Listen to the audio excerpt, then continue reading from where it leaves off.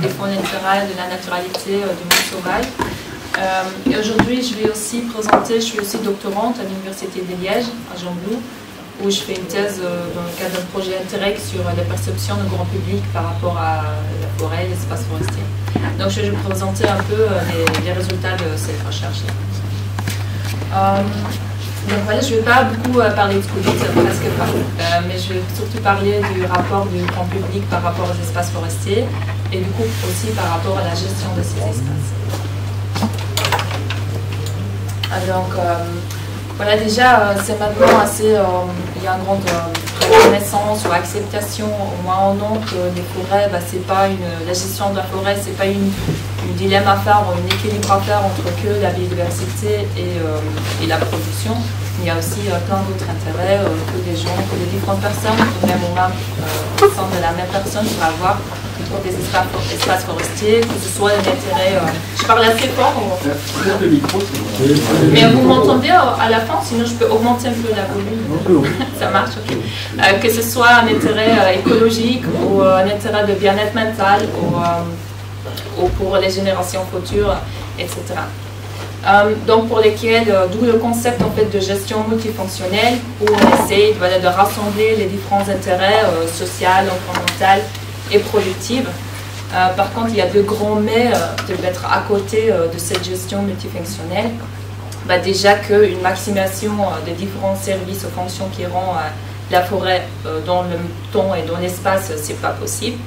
Et le deuxième est que c'est trop souvent une multifonctionnalité assez rhétorique en nom, où je vais stéréotyper, mais où s'il y a, voilà, je laisse débois mort sur mon hectare, donc aspect environnemental, voilà, c'est bon, et il y a un sentier qui passe dans la forêt, donc aspect social, c'est bon, mais en fait, c'est quand même l'intérêt économique qui domine, comment les paysages sont modélés.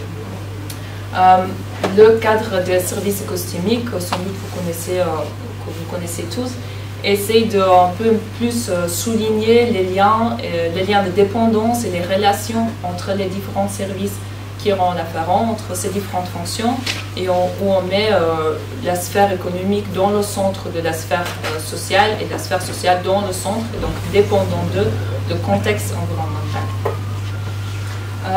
Donc sur les trade-offs et les synergies, voilà, la multifonctionnalité c'était représenté comme une solution win-win, comme on dit, où il n'y a que des bénéfices, mais comme je disais juste avant, on ne peut pas maximiser toutes les fonctions partout.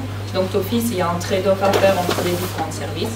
Là, c'est une étude qui a été faite en Angleterre, où ils ont pris 8, je crois, différents services. Ils ont regardé par rapport à sur le X-axe, vous avez l'intensité de la gestion forestière, ou avec les différents services suivent différentes trajectoires selon l'intensité de la gestion. Où il y a surtout des services de régulation, par contre, qui sont maximisés avec un faible intensité de gestion, mais des autres services, notamment le bois, qui suivent une autre trajectoire. Par contre, ce cadre des services écosystémiques, c'est très intéressant pour justement regarder tous ces liens de dépendance entre les différents services. Mais il y a aussi un grand mais à placer, parce que tu as d'un côté des services de production qui sont marchandisés et qui forment un lien direct entre les gestionnaires et les propriétaires du foncier du côté et entre les bénéficiaires de l'autre côté. Donc, il y a une interaction directe entre ces deux types d'acteurs. Par contre, pour les autres types de services, surtout des services de régulation, mis à côté un peu le stockage de carbone maintenant, mais les autres services de régulation ou des services qu'on dit plus culturels, il n'y a pas ce lien direct entre les bénéficiaires et entre le propriétaire ou le gestionnaire. Et là, du coup, ce sont plutôt des intérêts collectifs où le bénéficiaire n'a pas grand-chose à dire sur comment les paysages sont gérés. Et là, c'est le rôle du gouvernement de s'assurer que ces biens collectifs sont bien représentés.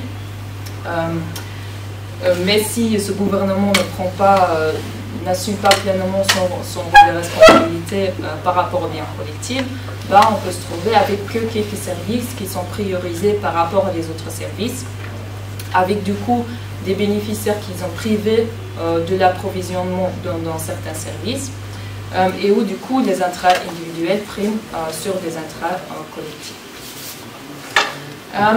Donc pour que le gouvernement joue bien son rôle et qu'il représente le grand public et qu'il assume le bien collectif pour le grand public, du coup il faut aussi se poser la question, c'est quoi, qu'est-ce qu'il veut le grand public, c'est quoi ses intérêts, c'est quoi ses attentes, c'est quoi sa vue par rapport à des différentes gestions, c'est quoi l'acceptabilité des différentes gestions qu'on met en place dans ces espaces forestiers qui sont quand même en bien commun.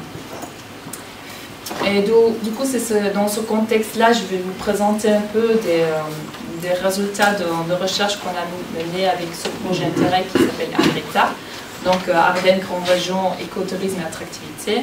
C'était sur l'Ardenne transfrontalière, donc en Belgique aussi, l'INRA était présente pour la France, l'INRA Nancy. C'était un gros projet avec plusieurs partenaires, des partenaires parcs naturels, l'INRA, Jean Blou, quelques ASBL, quelques fédérations touristiques aussi, qui était beaucoup axé sur la stratégie écotouristique, où il y avait des actions autour de la communication, développement d'itinérance et tout ça. Mais il y avait aussi une action, où du coup c'était une action de recherche où on se posait la question, voilà, c'est sur l'attractivité des espaces forestiers pour le grand public. Donc c'est un peu les résultats clés de cette recherche que je vais vous présenter maintenant.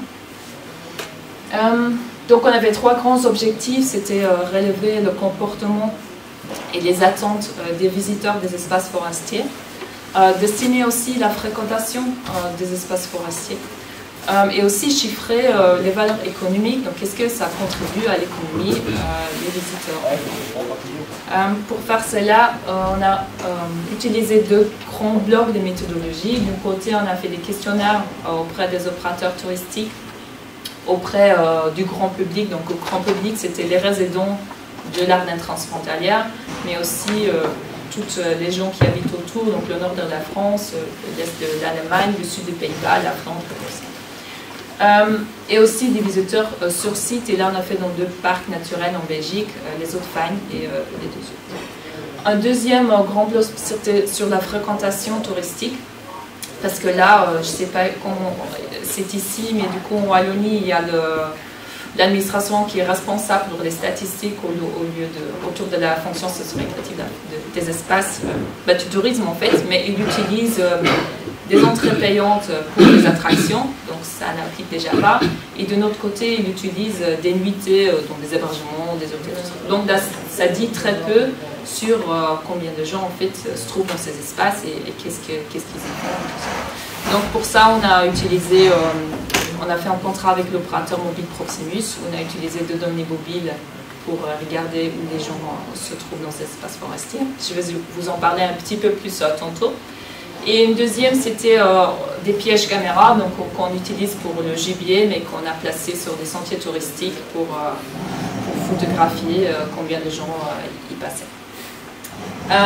On a résumé ces résultats dans 5 gros rapports, un pour chaque questionnaire, et un pour la fréquentation et un pour la contribution économique. Et de ça, on a fait un petit rapport de résumé qui est que 40 pages qu'on a mis en page, et que du coup, c'est un outil aussi pour aller voir les gestionnaires et les décideurs pour discuter autour de ces résultats. J'en ai pris quelques-uns avec moi si j'ai. Donc le premier point, le comportement des attentes des visiteurs. Bon, déjà la première question de poser, c'était pourquoi est-ce que les gens, aux opérateurs touristiques, pour quelles raisons principales est-ce que les gens viennent dans cette région, pour quelles raisons fréquentent-ils votre entreprise et pour quelles raisons ils logent chez vous, ils vont chez vous, ou ils font une activité avec vous. Donc là, c'était en grand numéro 1, les espaces, la nature et surtout, comme c'était en Ardennes, les espaces forestiers. Une question qu'on a testée auprès du grand public pour voir s'ils donnaient la même réponse. Et du coup, là, il y avait aussi à peu près le même nombre, le même pourcentage des gens qui disaient que oui, que le premier intérêt pour fréquenter cette entreprise, pour visiter cette région, c'était l'intérêt nature. Il vient pour une fonction socio-récréative, mais ça ne veut pas dire que leur seule importance qu'ils accrochent sur ces espaces, c'est d'aller visiter, d'aller voir. la forêt peut aussi avoir des autres importances pour ces gens que seulement cette fonction socio-récréative. Donc si on demandait au grand public, on avait une échantillon de 2500 personnes, quel service était le plus important pour eux venant de l'espace forestier. Ben, du coup, en premier, on avait l'aspect des bénéfices esthétiques que ça apportait au paysage forestier. En deuxième, donc le rôle que joue la forêt dans le maintien et la conservation de la biodiversité. Et en troisième, le support de vie par lequel on comprend des services de régulation, donc lutte contre le changement climatique, renouvellement de l'air, du sol, etc. Qui vient loin avant des services économiques, que ce soit direct par le bois ou le gibier ou indirect par le tourisme. On a aussi interrogé sur quels usages de la forêt le grand public trouvait acceptables, oui ou non, ou dans quelle mesure qu'on menait dans ces espaces forestiers. Ou par exemple, et c'est peut-être un peu petit pour la tout derrière, mais par exemple la préservation des espaces naturels avec un accès limité au public, c'était très acceptable. Vous comprenez, voilà, s'il faut préserver, c'est normal qu'on ne va pas partout. Par contre, des autres activités comme le coupe à blanc, broyage de la végétation ou des transformations des forêts en plantations, c'était des usages beaucoup plus discutés et moins acceptés par M. Toudon. À droite aussi, il y avait l'opinion, la plupart des gens qui trouvaient que la gestion des forêts publiques devrait être orientée plutôt vers une stratégie écotouristique et non vers une stratégie de production.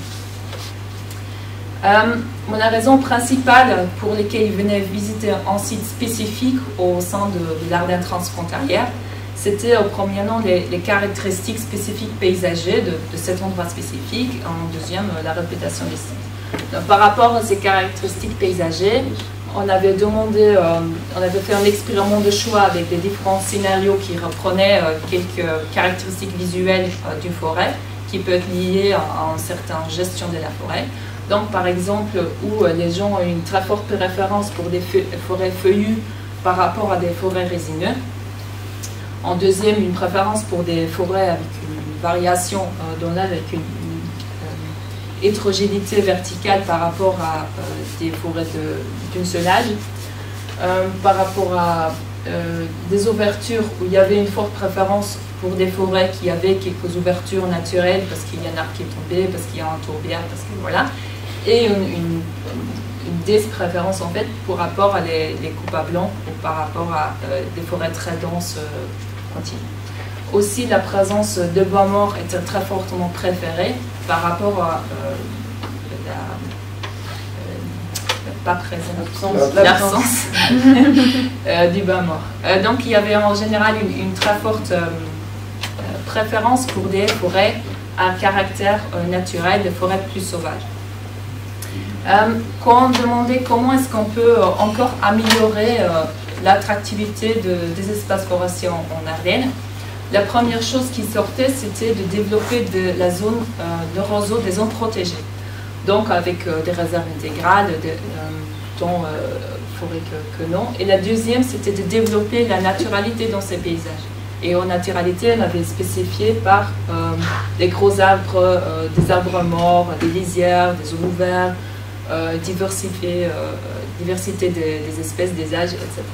Donc ça, c'était les deux choses qui le sortaient le plus fort pour améliorer l'attractivité de la région.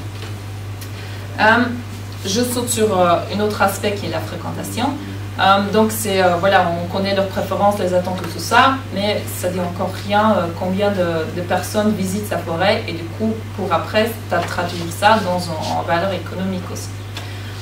Donc première méthodologie, on avait fait le contrat avec l'opérateur mobile, où il y a les différents blocs.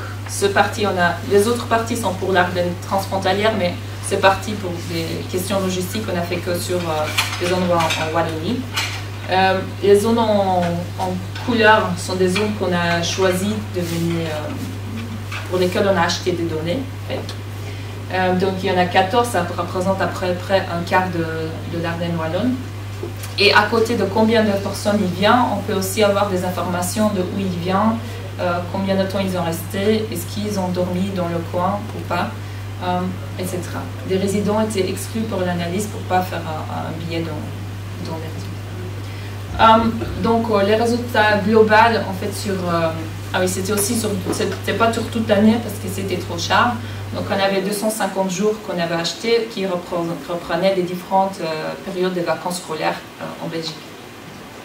Donc on avait sur ces 250 jours et sur un quart du territoire, on avait un total de 8 millions de visiteurs, dont 4 millions de récréation locale. Donc locale, on comprenait par des gens qui venaient de l'Ardenne transfrontalière même, de l'Ardenne belge même, et 4 millions avec 20% des internationaux qui venaient surtout des pays voisins, 27 des nationaux et 5% des régionaux.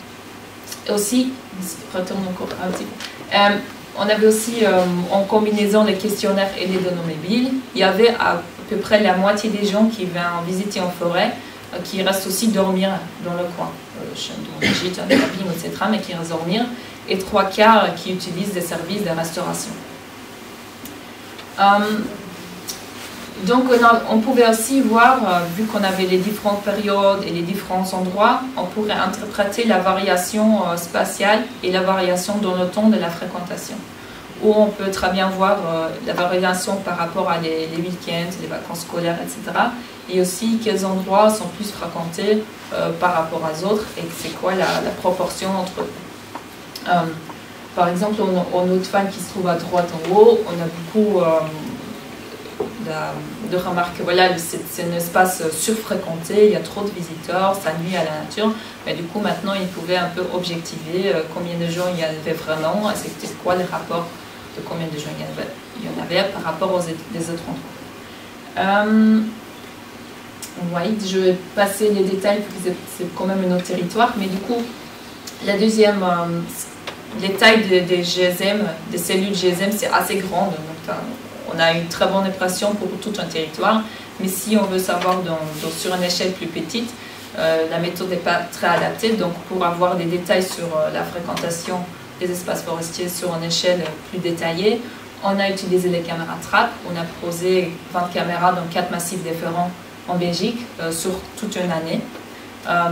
On a mis les settings pour être en accord avec la réglementation sur la vie privée, qu'il n'y avait pas de reconnaissance d'image de visage possible, la résolution était trop basse.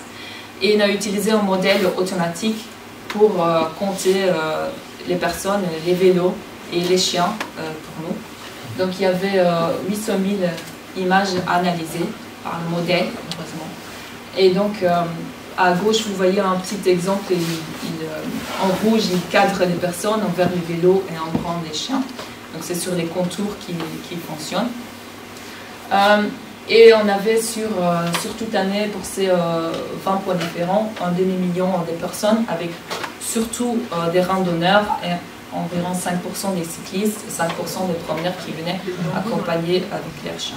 Ça permet, et ces informations, on les a détaillées pour chaque endroit, pour chaque jour, etc.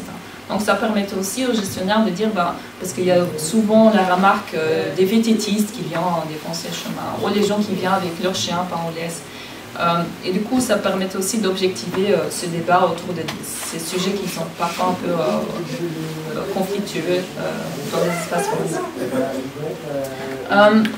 Donc ça c'est, on a du coup créé des graphiques en été pour chaque espace. Vous voyez aussi très bien une différente fréquentation par rapport au moment de l'année, ou par rapport à l'endroit spécifique, mais aussi au sein d'un même endroit, on pouvait constater que par exemple les caméras qui avaient une fréquentation beaucoup plus haute que des autres caméras, c'est des caméras qui étaient très proches d'une entrée, proche d'un village, proche d'un parking, proche de la maison d'accueil, et des autres caméras qui se trouvent que 2 km plus loin avaient beaucoup moins de fréquentation. Donc ça permet aussi de voir comment canaliser le public. Si on met en place des dispositifs, on peut les canaliser sur certains sentiers et faire en sorte que les autres sentiers, même s'ils peuvent y aller, sont beaucoup moins fréquentés.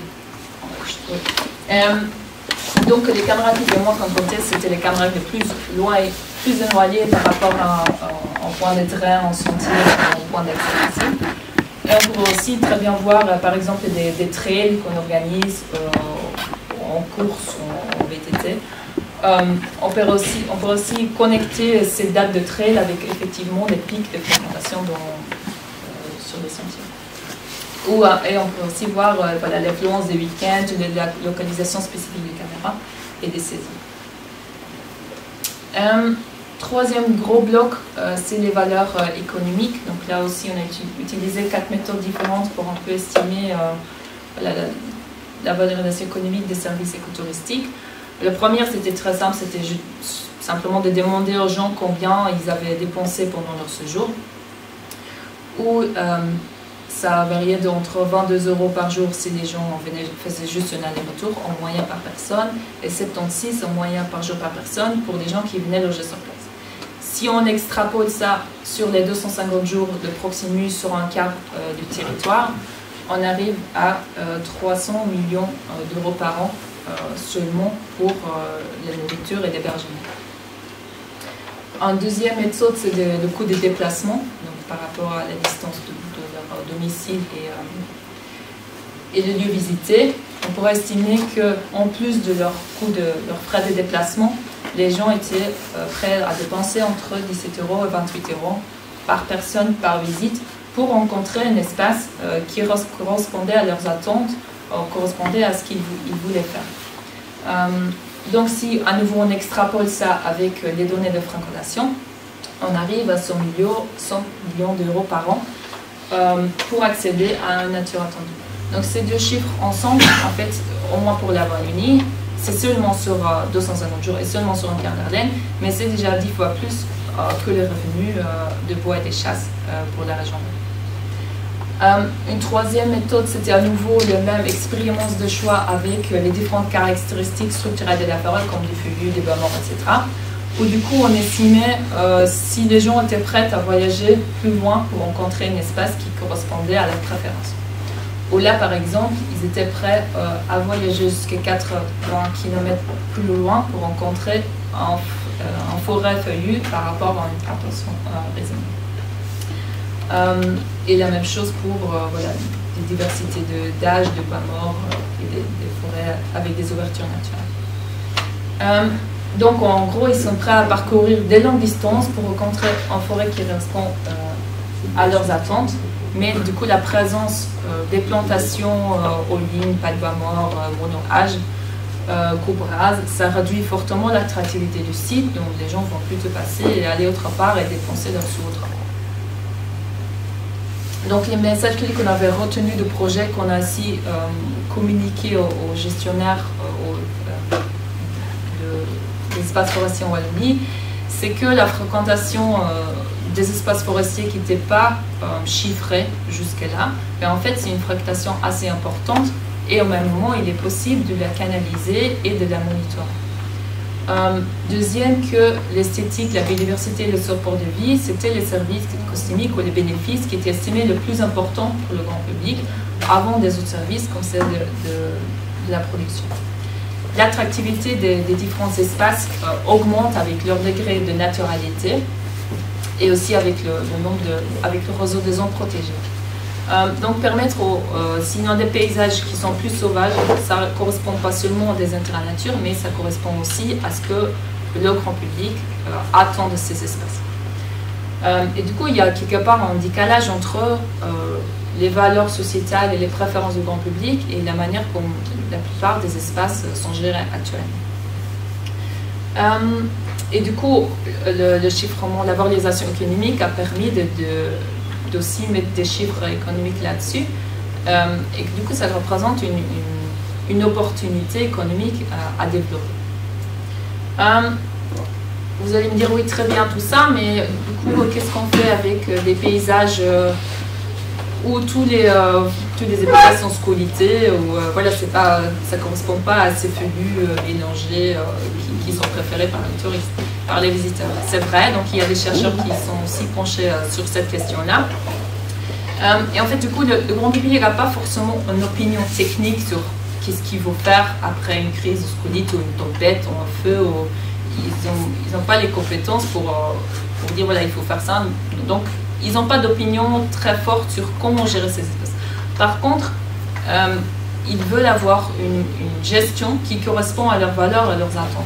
Donc, comme on a vu avant, leurs valeurs et leurs attentes, c'est par rapport à des espaces sauvages, le rôle de biodiversité, le rôle de support de vie.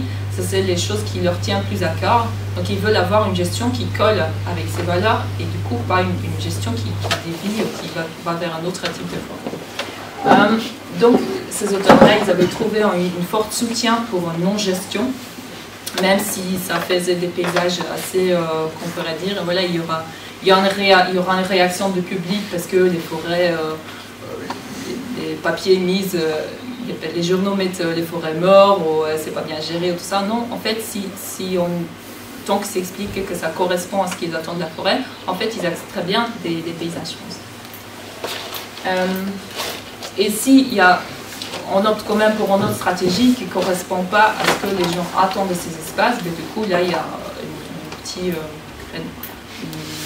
un point de résistance potentielle du parc de Grand. Donc, sans doute beaucoup d'entre vous connaissez, mais il y a la forêt bavaroise qui est en Allemagne. Je vais raconter la petite histoire quand même, parce que c'est intéressant. Il y avait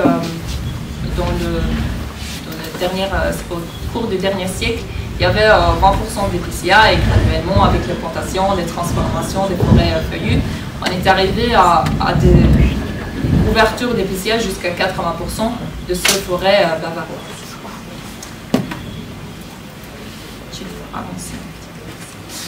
Et du coup, en septembre, ils ont nommé cet espace, ils ont créé un parc national sur ce territoire. Et après, il y a des tempêtes qui sont arrivées, qui ont abattu un très grand nombre d'épicéas. Comme c'était un parc national, les décideurs, les gestionnaires ont dit on va rien faire, on va juste laisser le bois mort sur place. Voilà, ils ont laissé le bois mort en forêt. Et du coup, après, il y avait une vague de pollution des scolites qui a transformé, du coup, encore plus des hectares en des forêts scolitées. Et du coup, ils ont aussi posé la question, voilà, on a choisi pour laisser ce bois mort en forêt. Ça fait un paysage un peu apocalyptique. Et du coup, c'est un parc national. Du coup, ils ont aussi fait des questionnaires auprès des visiteurs, auprès des opérateurs touristiques, pour demander qu'est-ce qu'ils en pensent. Donc une très grande majorité, 90% des personnes étaient d'accord avec ce paysage, d'accord avec l'idée de laisser faire la nature et que ça donnait ce paysage-là et qu'au cours du temps, s'il est revenu en prison, ça va changer. Par contre, si on compare l'opinion des opérateurs touristiques avec celle du grand public, là il y a par exemple 30% des opérateurs touristiques, c'est déjà moins de la moitié, mais quand même qui considèrent que cette population de scolites était néfaste pour l'image du parc, pour l'image des gestionnaires.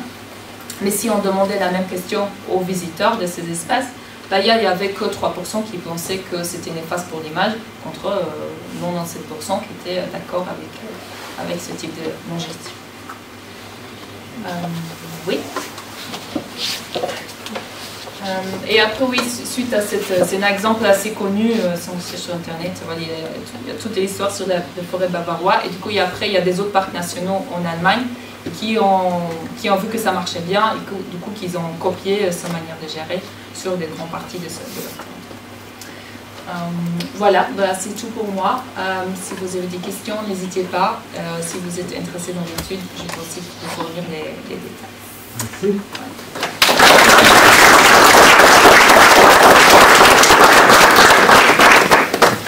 Est-ce que vous avez étudié le problème des classes sociales qui visitent les zones naturelles? Est-ce que c'est très équilibré ou est-ce qu'il y a des gros différentiels suivant les classes sociales des gens? On avait, avec Proximus, on ne pouvait pas parce que c'était confidentiel, ces données-là. Ouais. Mais dans les questionnaires, on a aussi demandé combien de gens gagnaient, qu'est-ce qu'ils faisaient comme profession, leur sexe, tout ça. Et on a modélé ça par rapport à combien de fois ils disaient. Voilà. Et on n'a pas trouvé de... On a fait ça aussi par rapport à les préférences pour les types de forêts. Et on n'a pas trouvé qu'une différence significative du part de ces indicateurs. D'accord. Oui, justement, comme mon anglais est balbutiant, mismatch, ça veut dire décalage. Décalage. Oui, une divergence entre deux choses. Merci les Anglais. Il n'y a pas de mal. You're welcome. Ça matche pas. Oui, Samuel Canopé. Moi j'ai une petite question. Alors c'est très intéressant d'avoir cette lecture au travers du prisme budgétaire et financier, porté d'un point de vue économique, la croissance, etc. Est-ce qu'on a ce même type d'études sur l'utilité sociale et sanitaire de la fréquentation d'une forêt? Alors, je pose la question, c'est un petit peu bête, parce qu'on est quand même des primates, après tout. Hein. On voit bien qu'on a besoin de nature. On s'est rendu compte, je vais faire un parallèle, même si la comparaison n'est pas raison, que lors du confinement qu'on a subi toutes et tous pendant à peu près 12 mois, a posteriori, il y a des études qui sont faites, notamment par Boris Cyrulnik, qui montrent que on a 40% des adolescents qui souffrent, qui sont en stress très très important de ne plus avoir d'interaction sociale ou avec l'environnement. Chez les jeunes enfants, le fait d'avoir été confinés chez eux, on voit qu'il y a des retards sur les apprentissages. Quand je dis jeunes, c'est 2, 3, 4, 5 ans. Est-ce qu'on a ce type d'analyse concernant la fréquentation des forêts? Si on supprime la possibilité d'aller se renaturer de temps en temps, est-ce qu'on a quand même un aspect quantitatif lié à cet aspect qualitatif qui montre que, oui, certes, économiquement c'est intéressant, mais si on ne donne pas la possibilité d'aller se renaturer, quel est l'impact sur les gens et aussi l'incidence économique négative que ça peut avoir? Oui, il y en a. Je ne l'ai pas mis ici, mais je lis des articles qui ont justement différents aspects. Ils ont déjà évalué le bien-être mental des personnes qui, en fonction de combien de fois ils fréquentaient un espace forestier, où ils voyaient clairement que les gens qui plus souvent fréquentent un espace naturel ont un bien-être mental plus élevé que les gens qui ne le font pas. Mais aussi, en plus, pour les gens qui... Ils ont aussi différencié ça pour des différents types de forêts aussi, des forêts plus naturelles par rapport aux plantations, par exemple. Et du coup, là aussi, ils voyaient qu'une forêt plus naturelle, ça donnait un bien-être mental plus élevé qu'aller se balader dans une persière, par exemple. Et du coup, il y a aussi des études qui ont fait encore le lien avec qu'est-ce que ça rapporte à la société en temps de coûts épargnés pour... la santé publique. Ouais, voilà. Et je ne sais plus les chiffres par cœur, mais j'en lis des études qui en effet qui calculaient du coup combien ça rapportait. Voilà, pour que les gens puissent visiter un espace forestier, c'est quand même significatif, mais je ne sais pas te dire les chiffres comme ça, mais j'ai les références. Évalué sur du déclaratif, c'est les gens qui disent. Comment? C'est du déclaratif, c'est qu'ils disent. Bah, c'est surtout avec les questionnaires, ouais. Parce que voilà. Je voulais juste dire, par rapport à hier, j'avais des interventions sur le bois mort.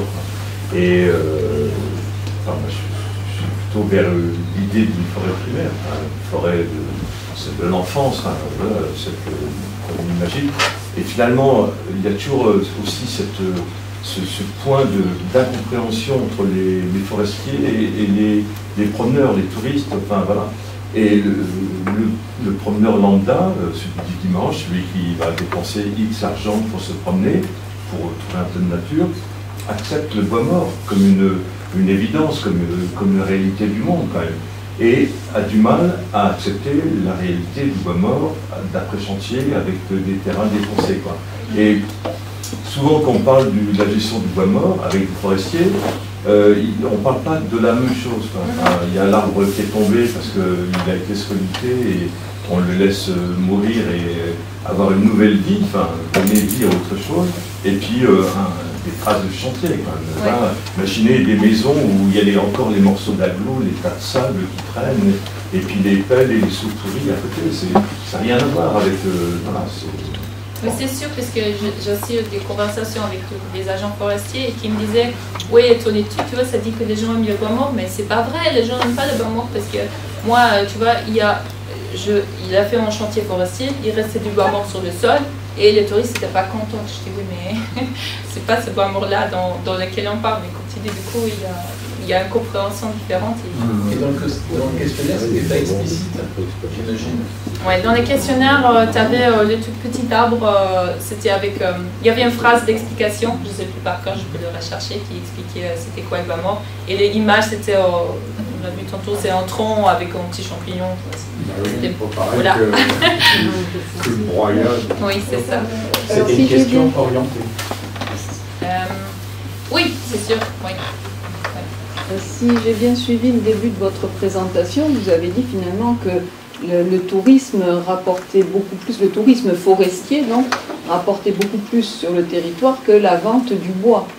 Oui, pour la région, en Wallonie en tout cas si on compare les chiffres-là de tourisme, on les a calculés nous, tu vois, avec qu'est-ce qu'ils seraient prêts à payer s'ils en rencontrent une paysage qui attend à leur réponse.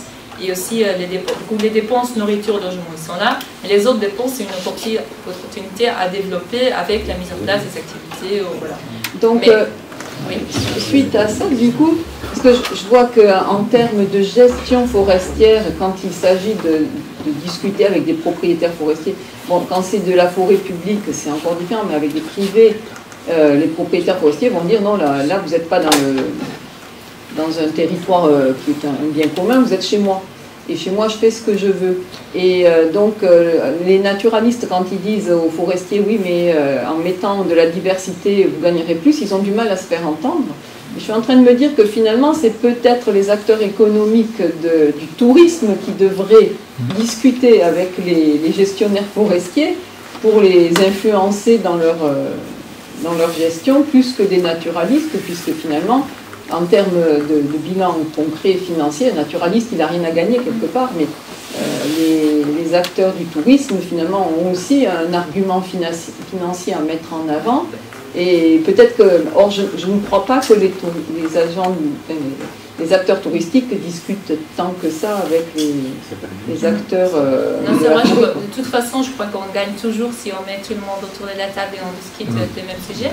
Mais à côté de ça aussi, même si l'argument économique peut forcément convaincre certains propriétaires ou certains acteurs, mais à côté de ça, il faut aussi que le propriétaire privé, le forestier chez eux, mais il y a quand même, c'est le sol, c'est l'air, c'est de tout le monde. Donc, il faut aussi un changement de mentalité quelque part. Est-ce qu'il ne faudrait pas que les propriétaires forestiers soient rémunérés, soient payés finalement quelque part sur un pourcentage de ce que gagnent les acteurs du tourisme en termes d'aménités, quoi, finalement, qu'on leur paye les aménités forestières? On a déjà fait ça pour l'agriculture. Moi je lance des idées bêtes, mais c'est pour emmener à la discussion, hein, c'est pas, je donne pas des... Elle est très ancienne. C'est une discussion en vie, mais je sais que par exemple il y a des études qui maintenant essayent de vendre des services écosystémiques, tu vois, sur un type de marché, mais bon, là on voit, comme pour le carbone, mais aussi pour des autres services, que les propriétaires privés sont payés pour l'eau qu'ils filtrent. Mais dès qu'on rentre personnellement, alors dans une optique de marchandisation, je ne suis pas très convaincue. Il faut quand même peut-être un peu pondérer les ressources touristiques par l'offre touristique possible. C'est-à-dire qu'effectivement, cette somme peut être recueillie en Wallonie parce que la densité de l'offre touristique est importante, pas pour autant qu'elle serait transposable ailleurs, là où la densité, je veux dire, s'il y a 0 hôtel autour de la forêt, les gens ne dormiront pas là, ils vont dormir chez eux ou ils font du camping sauvage par exemple. Donc il faut quand même pondérer ça. Et la seconde chose par rapport à la comparaison économique qui est toujours intéressante mais parfois un peu trompeuse, c'est qu'en fait les bénéficiaires des retombées économiques ne sont pas les mêmes. Le propriétaire qui vend son bois, c'est lui qui touche l'argent. Si c'est le restaurateur d'à côté ou le... Voilà, donc c'est là aussi que ça rejoint un peu ce que dit madame à propos de la rémunération des aménités. Mais c'est quand même des données qui sont malgré tout un peu... qui peuvent faire un peu comme des biais. Moi je crois que les bénéficiaires sont les mêmes, parce qu'en fait, si c'est un propriétaire public, il y a en fait des rentrées indirectes avec les rentrées indirectes ne sont pas comptabilisées en tant qu'entrée indirecte, on parle du brut. Alors non, mais le problème c'est effectivement ça, c'est cette comptabilité directe ou indirecte. Mais le problème c'est qu'on sait ce que ça donne quand on fait une comptabilité uniquement directe. C'est-à-dire une comptabilité uniquement directe, c'est qu'on compte dans le PIB par exemple les accidents de voiture et la consommation de pétrole. Par contre, on ne compte pas tous les coûts indirects que ça compte à la société. Par contre ici, si on dit effectivement qu'il y a autant d'argent qui rentre chez un privé qui fait de l'hôtellerie ou chez effectivement d'autres personnes qui participent au tissu économique local ou au bien-être par exemple de la santé, comme on le disait tout à l'heure, c'est des coûts en moins à la société. Donc en fait le bénéficiaire il est le même, il est la collectivité et il est le propriétaire. Ça me paraissait un tout petit peu réducteur parce que en fait tous les positifs et les négatifs ne sont pas comptabilisés. Une masse de touristes qui arrivent à un endroit, ça contribue aussi à un certain nombre de problèmes à la fois économiques, environnementaux, etc. Donc, est-ce que ces chiffres-là sont pris en compte? Alors non, il n'y a pas d'études économiques globales, bien qu'il y en a, je pense aussi des études économiques globales, mais en tout cas la question du bénéficiaire, pour moi le bénéficiaire il est le même, mais la comptabilité, effectivement, le mode de comptabilité n'est pas le même.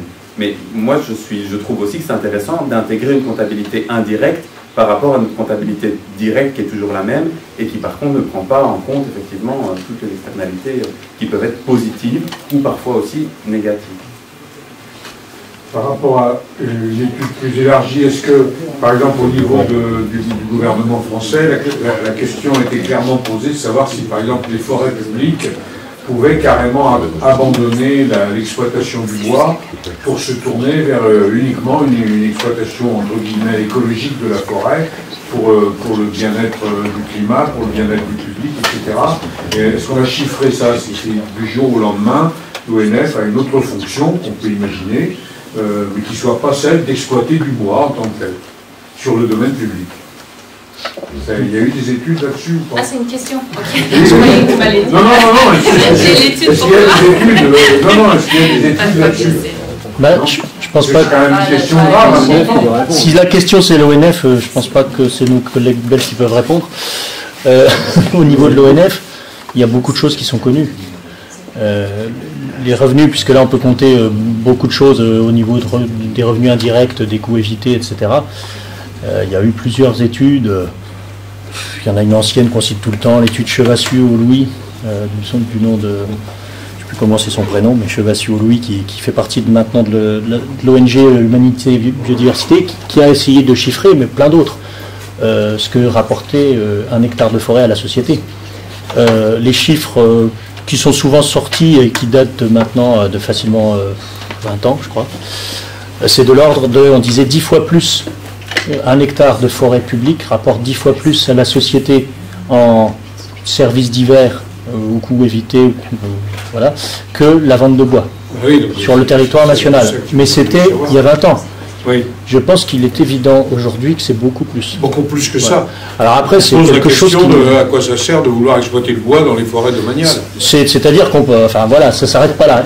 Et je voulais aussi, j'en profite parce que j'ai eu du mal à lever le doigt, mais par rapport à ce qu'on a dit là sur le tourisme, etc., moi ça me rappelle vraiment le cas du plateau de Millevaches en Limousin, qu'on avait bien développé aux premières assises SOS Forêt, il y en a qui étaient peut-être là.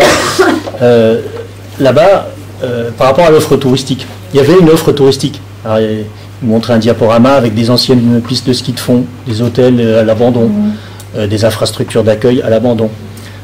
À cause d'un phénomène assez simple, c'est que là-bas c'est de la grande propriété privée de gros investisseurs qui, pour la plupart, habitent à Paris ou très loin et qui n'ont pas tellement d'attache dans le territoire. Et en fait, plutôt que de dire on va rémunérer le propriétaire pour tel et tel service, il y a vraiment une réflexion politique et d'aménagement du territoire qui est que dans une région comme ça, dès l'instant où on a où il y a de grandes propriétés privées, des gens qui ne sont pas dans le territoire, il y a une désertification terrible là-bas, et aucun intérêt finalement, enfin apparemment la région Limousin a supporté que le plateau de Millevaches se vide de son attrait touristique littéralement pendant des décennies, quoi. Enfin c'est encore le cas maintenant, quoi. Avant c'était une région beaucoup plus touristique. Et donc le choix qui pourrait être fait et qui devrait être fait maintenant, c'est sans doute de dire la région, le département, les pays, les collectivités territoriales ont tout intérêt à faire le choix de soutenir une filière, par exemple, de scierie mobile, de scierie artisanale, de circuits courts sur la valorisation du bois des forêts, parce que là-bas, quand bien même les propriétaires resteraient à Paris, ils peuvent mener une gestion beaucoup plus douce de leur forêt, en peuplement mélangé, beaucoup plus résiliente, avec un résultat économique qui rivaliserait largement avec la sylviculture industrielle, des centaines d'hectares de coupe rase, etc. Parce que ce qui manque, c'est la filière qui valorise le bois.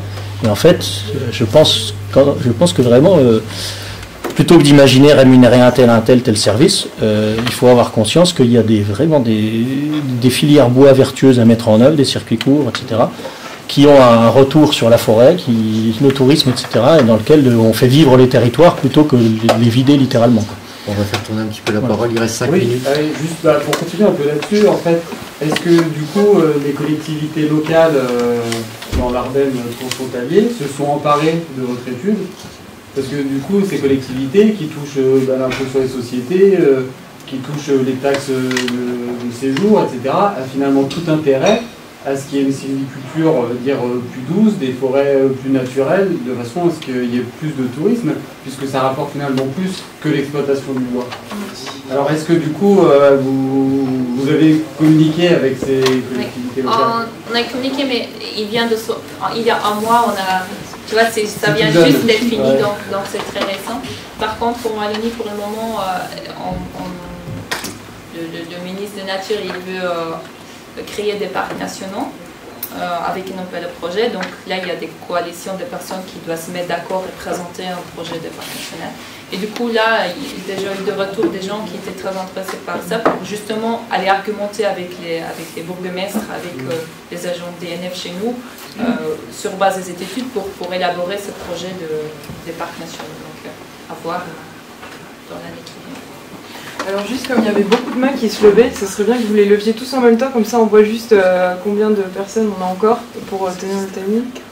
2 personnes. 3 et puis on s'arrête. Ok, ça marche. Et ben du coup, allez-y. Donc ici on est dans le parc naturel des Ardennes, et il s'avère que quand on a des contacts avec les élus, ou des contacts avec des membres du parc naturel, on nous objecte toujours que, en tant que voulant protéger la nature, que les statuts du parc sont essentiellement liés aux aspects économiques et non pas aux aspects naturels. Donc il suffit de les lire par rapport à d'autres parcs naturels régionaux. Or, cette étude montre bien qu'il n'y a pas du tout d'incompatibilité entre le respect, et bien au contraire, que le respect des milieux naturels a une grosse influence sur l'économie. Et donc ça relie un petit peu ce que disait le collègue là, à savoir que les élus n'ont pas l'air d'être au courant de ce type de résultats d'études. Alors juste, et oppose fortement ce qui est économique à ce qui est naturel. Il y a des réactions. Mais c'est... Par exemple, je suis le maire de Tillé. Oui. Et donc on est vraiment, nous, justement, au cœur de ce problème-là. Alors, effectivement, on n'a pas tellement d'interlocuteurs. C'est vraiment ce qu'on est en train de vivre, nous, en ce moment, sur notre forêt. Et effectivement, on n'a pas accès à toutes ces études-là. Et je trouve effectivement qu'on n'est pas tellement informé par le parc régional. Et on subit un peu tout ça. On essaye de faire au mieux. Et moi, je recherche particulièrement de l'aide en ce moment pour essayer de gérer le flux de touristes qui nous arrivent et qu'on a laissé vraiment, là, pour le coup, dans la nature. Donc, juste, oui, par rapport aux réactions, il va y avoir un espèce, tout à l'heure, un espèce de débat, donc ça va être parfait pour pouvoir... ça sera expliqué, hein, mais du coup, ouais. Il y a encore... Ma question portait sur des chiffres que j'ai noté. Peu de chiffres, mais j'ai noté un chiffre, 2 chiffres. C'est valeur économique tourisme nature, 300 millions d'euros par an.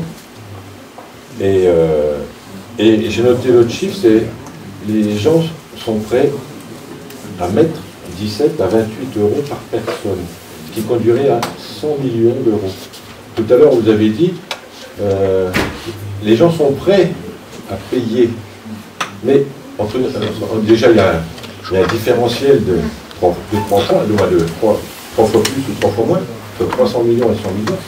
Mais entre du déclaratif, c'est un peu le problème des sondages avant l'élection, les gens vont dire « Oh, moi je suis prêt à payer », et en fait, quand ils vont s'apercevoir que pour rentrer dans la forêt, il y a une barrière et puis il y a un guichet, est-ce qu'ils sont vraiment prêts à payer pour passer la barrière? Déjà, il y avait deux trucs différents. Dans le 300 millions, c'était basé sur des déclarances de logement et de restauration. Donc ça, c'est des dépenses effectives qui sont extrapolées, mais des dépenses qui existent déjà. Et l'autre de 100 millions, c'est des opportunités à créer. Bon là, on ne dit pas, c'est pas un ticket d'entrée, tu vois. On ne veut pas privatiser les espaces forestiers, on ne veut pas laisser payer les gens pour rentrer. Par exemple, il y a plein d'activités qui peuvent développer en sein des espaces forestiers, pour lesquels les gens, oui, sont prêts. Après, oui, c'est prêt à payer, c'est sûr. Mais voilà, je crois que le cas du Covid a aussi bien démontré que les gens recherchent ces espaces forestiers. Et que s'il y a des activités, on se disait parfois il y a un manque d'offres, ben, s'il n'y a pas d'offres, ben, d'office on ne paye pas, mais s'il y a un offre à développer, ben, il y a aussi un intérêt économique à gagner. Ce sera peut-être la discussion tout à l'heure, plus loin, mais pour moi, excusez-moi, en fait, faire des activités nature, on n'est plus dans la nature. Il faut juste qu'on continue, il y avait encore une intervention. Des circuits de vélo, enfin des tas d'activités qu'on appelle nature, mais on faut mettre beaucoup de guillemets autour du mot nature. Pour moi, l'activité nature, c'est la marche, la contemplation, point. Oui, mais tout le monde n'a pas la même forcément définition, mais on va juste passer à la dernière là. Non, mais quand on parlait aussi, il y a, alors tout à l'heure, c'est moi, j'ai pas non parler du Limousin, mais dans le Limousin, il y a plein d'accès au paysage qui est un accès privatisé. On ne peut pas y aller entre des champs, on ne peut pas passer. Voilà, ça appartient à celui qui cultive. Voilà. Donc c'est aussi la limite du Limousin. Enfin, et il y a des métiers qui ont disparu aussi. Avant, quand on pensait ONF, on pensait garde forestier, et ben c'est plus du tout ça. Quoi. Et pendant aux États-Unis, le rôle des rangers dans les parcs, c'est vraiment, c'est comment il y a des structures, on peut des aires de pique-nique, il y a des aires où on se stationne, il y a des règles de sécurité, enfin il y a des préventions qui sont faites. Bon, ici on n'a pas de tigre, on n'a pas trop de loups, on n'a pas de grizzly, mais il y a un travail de formation du public quand même. Peut-être pour les loups, je ne sais pas. Voilà. Mais c'est aussi ce travail qui n'est pas fait, qui manque. Alors, entre donner un espace... Alors, je suis désolée, ça rentre en fait beaucoup plus dans le débat parce que chacun rajoute son intervention. Donc, c'est l'occasion de passer vraiment, je pense, à la suite. Donc, merci beaucoup quand même, on vous remercie pour...